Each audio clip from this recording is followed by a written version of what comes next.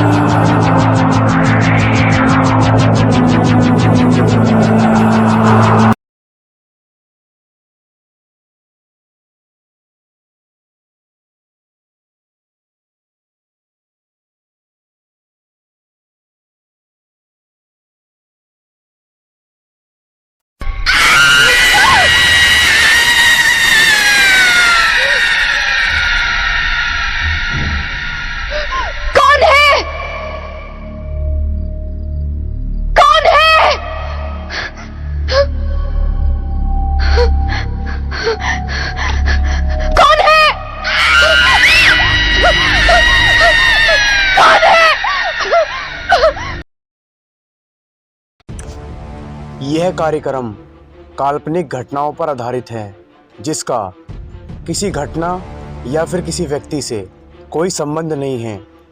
भूत प्रेतों और असामान्य वेशों के होने पर हमारा चैनल कोई दावा नहीं करता और ना ही कोई प्रोत्साहन करता है, मगर एक दावा करता है और वो है डर, जो कि सबको लगता है। तो चलिए बढ़ते हैं आज के कार्यक्रम की ओर।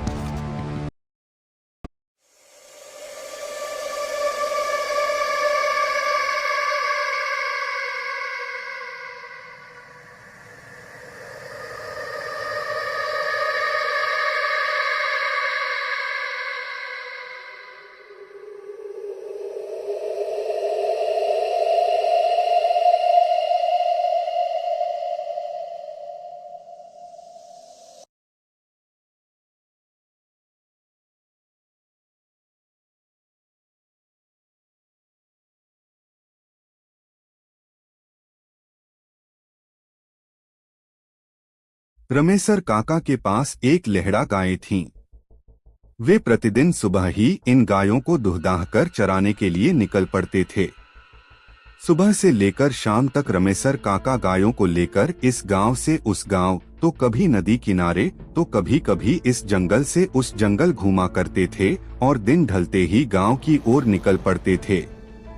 जब रमेसर काका गायों को चराने के लिए निकलते तो सत्तू और भुजाभरी के साथ ही कभी कभी दही, दूध आदि भी ले जाते और भूख लगने पर किसी पेड़ की छाया में बैठकर खाते पीते। रमेसर काका कभी भी अपने साथ पानी नहीं ले जाते और ना ही लोटा रखते। प्यास लगने पर या तो वे नदी का जल पीते नहीं तो जंगल, सरेह, गांव से बाहर का खुला खेत आदि भाग जिसमें दूर दूर तक कोई बस्ती, घर आदि न हो आदि में होने पर लाठी से मारकर महुए और आम आदि के पत्ते तोड़कर उन्हें अपने गमछे की एक छोर में बांधते और फिर इस गमछे के दूसरे छोर को अपने साथ सदा लिए रहने वाली धोती के एक छोर से बांधते तथा फिर इसे किसी कुएं में डालकर पानी निकालते। इस विधि को झोंच कहते हैं। इसमें बहुत अधिक पानी तो नहीं निकलता पर 2 से 3 बार में पीने भर का पानी अवश्य निकल आता है। एक बार की बात है कि रमेसर काका बीमार पड़ गए। अब उनके गाय गोरू को चराने कौन ले जाए। वे बहुत परेशान हुए क्योंकि एक दिन भी इन गायों को चराने में देर होने पर यह बोलने लगती थीं और खूंटे के पास हगमूत कर इतना चकल्लस करती थीं कि खूंटे के आसपास की जगह सने गोबर माटी से भर उठती थी और जब तक इन्हें खोला नहीं जाता रंभाती रहती। एक दिन बीता, 2 दिन बीता पर रमेसर काका की तबीयत ठीक नहीं हुई। रमेकर काकाब इन 2 दिनों में गायों के आगे पुआल या खांची में भूसा घास आदि डाल देती और पानी आदि दिखा देती पर गायें प्यास लगने पर पानी तो पी लेती पर पुआल आदि खाने का नाम नहीं लेती और बेचैनी से खूंटों के आसपास घूमा करती। इन 2 दिनों में तो कुछ गायों ने अपना पगहा भी तोड़ दिया और चरने के लिए भागने लगी। कैसे भी करके रमेसर काकाब ने इन गायों पर काबू किया। तीसरे दिन भी रमेसर काका की तबीयत जब ठीक नहीं हुई तो उन्होंने सनेसा भेजकर अपने ससुराल से अपने सरपुत घनेसर को बुला लिया। घनेसर 16-17 साल का किशोर था और बहुत ही सुंदर तथा भलाचंगा था। घनेसर ने आते ही अपने फूफा का सारा काम संभाल लिया। घनेसर बहुत ही समझदार लड़का था। वह प्रतिदिन भिनसहरे 3 बजे ही जग जाता और नित्य क्रिया से निपटकर 5 बजे तक पढ़ाई करता और उसके बाद गायों को खोलकर चराने के लिए निकल पड़ता। वह अपने साथ अपनी पुस्तकों का बेठन ले जाना कभी नहीं भूलता। किसी चरने वाली जगह पर गायों को चरता छोड़कर वह किसी पेड़ आदि की छाया में बैठकर पढ़ाई करता। एक बार की बात है कि गायों को चराते चराते घनेसर एक जंगल में दूर तक निकल गया। जंगल बहुत घना नहीं था पर बहुत सारी झाड़ियों से पटा पड़ा था। दोपहर का समय था और अब घनेसर को प्यास भी सताने लगी थी। घनेसर गायों को चरता छोड़ जंगल में पानी की तलाश में इधर उधर दौड़ भाग करने लगा। अचानक एक बरगद के पेड़ के नीचे उसे एक बहुत पुराना कुआं दिख ही गया। कुआं बहुत ही पुराना था पर उसका जगत हाल में ही पक्की ईंट से बंधवा गया जान पड़ता था। घनेसर ने अब देर किए बिना जंगल में कुछ झाड़ियों के हरे पत्ते तोड़े और उन्हें अपने गमछे में बांधकर झोंच बनाया। फिर अपने फूफा की तरह गमछे के एक छोर में धोती बांधकर उसे कुएं में लटकाया। पर कुएं में पानी का सतह बहुत ही नीचे था और झोंच पानी तक नहीं पहुंच पाया। उसने लाख कोशिश की, नए नए हथकंडे अपनाए, फिर भी पानी तक नहीं पहुंच पाया। अब वह पसीने से तरबतर हो गया था और धोती से सर पर के पसीने को पोंछते हुए उसी कुएं की जगत पर बैठकर कुछ सोचने लगा। तभी पायल की छमछम की आवाज ने उसके सोचने के क्रम को बाधित कर दिया। उसने पीछे मुड़कर देखा तो कुछ दूर पर हिरनी की चाल से अपने पायलों की झनकार करते हुए चेहरे पर हल्की मुस्कान व गालों पर हल्की लाली लिए एक किशोरी उसके तरफ बढ़ी चली आ रही है। वह अवाक मन से उस किशोरी के रूप श्रृंगार के रस का पान करने में लग गया। उस किशोरी में पता नहीं क्या जादू था कि वह ज्यों-ज्यों करीब आती जा रही थी, घनेसर उसके अप्रतिम सौंदर्य में खोया जा रहा था। पास आकर शरारतीपन से उस किशोरी ने बेहिचक मन से घनेसर से पूछा, प्यास लगी है क्या? घनेसर, जो एकटक उस किशोरी की सुंदरता का पान किए जा रहा था, घबराकर हाँ में सर हिला दिया। किशोरी और आगे बढ़ी और कुएं के जगत पर पहुंचकर अपने दोनों हाथों से अंजलि बनाई और कुएं में झुक गई। घनेसर अभी भी उस किशोरी में ही खोया हुआ था। दरअसल उस किशोरी में कुछ तो ऐसा था जो बरबस घनेसर को मदमस्त करते जा रहा था, उसे अपनी तरफ आकर्षित किए जा रहा था। किशोरी ने कुएं से अपनी अंजलि में पानी भरकर घनेसर की ओर बढ़ी। घनेसर भी बिना कुछ बोले अपने हाथों की अंजलि बनाकर अपने मुंह में सटा दिया। किशोरी अपने अंजलि का पानी घनेसर के अंजलि में उड़ेलना शुरू किया और घनेसर भी अमृत रूपी जल को पीना शुरू किया। हाँ, यह अलग बात थी कि घनेसर की अंजलि से आधा पानी नीचे गिरे जा रहा था, क्योंकि वह पानी पीने के साथ ही उस किशोरी के चेहरे की आकर्षकता को भी एक तक पिए जा रहा था। न उस किशोरी के अंजलि का पानी खत्म हो रहा था और न ही घनेसर की प्यास बुझने का नाम ले रही थी। पानी पीने पिलाने का यह सिलसिला लगभग आधे घंटे चला और जब किशोरी को लगा कि यह व्यक्ति तो पानी कम अपितु उसको एकटक निहारने का काम अधिक कर रहा है, तो वह थोड़ी असहज होकर बोली, और पिलाओ कि बस। अब फिर घनेसर ने कुछ बोले केवल नामे सिर हिला दिया। इसके बाद उस किशोरी ने घनेसर से एक मादकता भरी आवाज में फिर पूछा, अब मैं चलूं? फिर घनेसर ने हाँ में सिर हिला दिया। किशोरी फिर हिरनी की चाल से पता नहीं जंगल में कहाँ खो गई। घनेसर कुछ समय तक तो चुपचाप उस कुएं की जगत पर बैठा रहा और फिर अचानक पता नहीं क्या सूझा कि उठकर गायों की ओर चल दिया। गायों की दिशा में बढ़ते समय घनेसर कोई प्यार भरा गीत गुनगुना रहा था। गायों को लेकर घनेसर घर पहुंचा। आज वह बहुत खुश लग रहा था और रह रहकर कोई प्रेम भरा गीत छेड़ जाता था। उसकी भूख प्यास गायब हो चुकी थी और उसने अपनी बुआ के लाख कहने के बाद भी रात को कुछ नहीं खाया और अपनी खाट पर सोने चला गया। उसकी आंखों से नींद पूरी तरह से गायब थी और पता नहीं क्यों उसे एक खुशनुमा बेचैनी सताए जा रही थी। वह लेटे लेटे कभी कभी खाट से उठ जाता और कुछ गुनगुनाने के बाद या 2-4 कदम चहलकदमी करने के बाद फिर से खाट पर लेट जाता। उसे एकदम से समझ में नहीं आ रहा था कि वह क्या कर रहा है या उसके साथ ऐसा क्यों हो रहा है।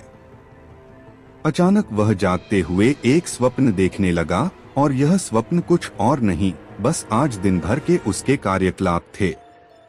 उसने अपने को गाय चराने के लिए जंगल में जाते हुए देखा, फिर कुएं की जगत पर बैठा देखा और फिर उस किशोरी का आना और उसे पानी पिलाना। इतना स्वप्न देखते ही या यूं कहें कि याद करते ही वह गदगद हो गया, पर आगे घटित घटना को याद करके कुछ तो ऐसा हुआ कि उसे कांठ मार गया और उसने थूक सटक ली। अचानक घनेसर को पता नहीं क्या सूझा कि वह डरकर उठकर बैठ गया। बिना देरी किए उसने सिरहाने रखी माचीस से एक तिली निकाला और पास में रखे ढेबरी को जला दिया। ढेबरी की धुंधली रोशनी में उसके माथे पर आई पसीने की बूंदों को साफ देखा जा सकता था। आप बता सकते हैं कि उसके साथ ऐसा क्यों हुआ? दरअसल उसके ज़हन में यह सवाल कुरेद गया कि वह किशोरी इतने गहरे कुएं से अपने हाथ की अंजलि बनाकर पानी कैसे निकाल दी, और साथ ही उसने इतनी देर तक पानी पिया फिर भी उस किशोरी के अंजलि का पानी खत्म होने का नाम क्यों नहीं ले रहा था। उसने भूत प्रेत की बहुत सारी घटनाएं सुन रखी थीं। उसके मुंह से अचानक निकल पड़ा, भूतनी। इसके बाद डरे समय घनेसर ने उस डिबडिबाती ऐसे टिमटिमाना की लगे कि अब बुझ गया ढेबरी के प्रकाश में ही बैठे बैठे रात गुजार दी। सुबह सुबह डरा समा घनेसर गायों को लेकर सरेह की ओर निकल गया। उसने मन में एकदम से सोच लिया कि अब भूलकर भी उस जंगल की ओर नहीं जाऊंगा, पर कहीं न कहीं उसके ज़हन में उस किशोरी की यादें अंगड़ाई ले रही थीं। न चाहते हुए भी उस किशोरी का अनुपम सौंदर्यवान चेहरा उसकी आंखों के आगे घूम जाता और अपनी आकर्षकता का एहसास करा जाता। सरेह में गायों को चरता छोड़ वह पास ही में एक सूखी गढ़ी के किनारे एक आम के पेड़ के नीचे बैठकर उस किशोरी के बारे में सोचने लगा। उसे पता नहीं क्यों ऐसा लग रहा था कि वह किशोरी को काफी समय से जानता है, वह उसकी परिचित है। उस किशोरी का सौंदर्यपूर्ण शरारती चेहरा याद आते ही सहसा सहमा घनेसर मुस्कुरा देता। उस पेड़ के नीचे बैठे बैठे सोचते हुए घनेसर को पता ही नहीं चला कि कब सूर्य उसकी सर पर आ गया और डालियों पत्तों के बीच से उसके साथ आंख मिचौली खेलने लगा। घनेसर उठा और गायों की ओर चल दिया। गायों को हाँक हाँक कर एक पास करने के बाद फिर वह उस पेड़ के नीचे आ गया। पेड़ के नीचे आकर घनेसर ने कांधे पर रखी धोती को दोहराकर बिछा दिया और गमछे को सर के नीचे लगाकर वहीं लेट गया। सरेह में कुछ चरवाहे या किसान नजर आ रहे थे। डरने की कोई बात नहीं थी क्योंकि दिन था और उस सूखी गढ़ी के एक किनारे रजमतिया काकी पेड़ों पर से गिरे सूखी लकड़ियों को एकत्र कर रही थीं। लेटे लेटे रत जगा किए घनेसर को पता नहीं कब नींद आ गई, पर नींद में भी वह सहमास हमा दिख रहा था। पर कभी कभी उसके चेहरे पर एक मिनटी मुस्कान आ जाती। ऐसा लग रहा था कि वह किसी भूत और देवता की लड़ाई देख रहा है। भूत का विकराल रूप उसे डरा जा रहा था तो देवता का उस भूत पर हावी होना उसे हर्षित कर जा रहा था। सोए हुए घनेसर को पता नहीं क्या हुआ कि वह सकपका गया और उठ बैठा। दरअसल उसे ऐसा लगा था कि कोई मखमली उंगलियों को उसके बालों में पिरो रहा है और रहकर उसे सहला रहा है। आसपास में किसी को न देखकर उसे यह भ्रम लगा, पर वह फिर से सोया नहीं और बैठकर फिर से उस किशोरी के बारे में सोचने लगा। अचानक एक तेज हवा उठी और सरसराते हुए इसके इर्द गिर्द चक्कर काटने लगी। हवा के उस चक्कर में उसे एक अजीब प्रेम की अनुभूति हो रही थी। वह हवा धीरे से वह किशोरी मनकर उसके पास खड़ा हो गई और मुस्कुराते हुए बोली, कल से तुम मेरे ही बारे में सोच रहे हो न? फिर से घनेसर ने थूक सटक कर हाँ में सिर हिला दिया। उस किशोरी ने खिलखिलाते हुए कहा, कोई अपनों से डरता है? मुझसे डरने की आवश्यकता नहीं। मैं आपको डराने नहीं आई हूँ बल्कि अपनापन का एहसास कराने आई हूँ। इसके बाद पता नहीं क्यों घनेसर का डर कुछ कम हुआ और वह एकटक होकर फिर से उस किशोरी के अनुपम सौंदर्य का नेत्रपान करने लगा। यह सिलसिला कुछ देर चला और फिर से खिलखिलाती हुई वह किशोरी वहाँ से गायब हो गई। अब तो आए दिन घनेसर उस किशोरी के साथ काफी समय बिताने लगा। वे दोनों अब खुलकर एक दूसरे से बात करने लगे थे। घनेसर उसे इंसानी कहानियाँ, अपने गाँव घर की बातें सुनाता और वह किशोरी अपने लोक की बात बताती, अपने जीवन के रोचकपूर्ण किस्से सुनाती। आखिर वे दोनों इतने करीब आ गए कि सदा के लिए एक साथ जीने मरने की कस्में खा लिए। क्या घनेसर उस भूतनी किशोरी को अपना पाया? आखिर वह भूतनी अपने लोक की कौन कौन सी बातें घनेसर को बताती थी? इन सब रहस्यमय बातों से पर्दा इस कहानी के अगले और अंतिम भाग में उठ जाएगा। कैसी लगी यह भूत ही काल्पनिक कहानी? अपने विचारों से अवगत कराएं ताकि मैं जल्द से जल्द इस कहानी को पूरा कर आप लोगों के समक्ष परोस सकूं। प्रेम से बोलिए जय बजरंगबली। तो दोस्तों, आज की कहानी में बस इतना ही। हम उम्मीद करते हैं कि यह कहानी आपको बेहद पसंद आई होगी। अगर आपको कहानी पसंद आई है तो वीडियो को लाइक करें, शेयर करें और हमारे चैनल को सब्सक्राइब करें और साथ ही बेल नोटिफिकेशन को भी दबाएं ताकि हमारी हर वीडियो की नोटिफिकेशन आपको सबसे पहले प्राप्त हो सके। तो चलिए दोस्तों, मिलते हैं आपसे अगले दिन रात 10 बजे। तब तक के लिए आप लोग अपना बहुत ख्याल रखिए। कहानी को सुनने के लिए आपका धन्यवाद।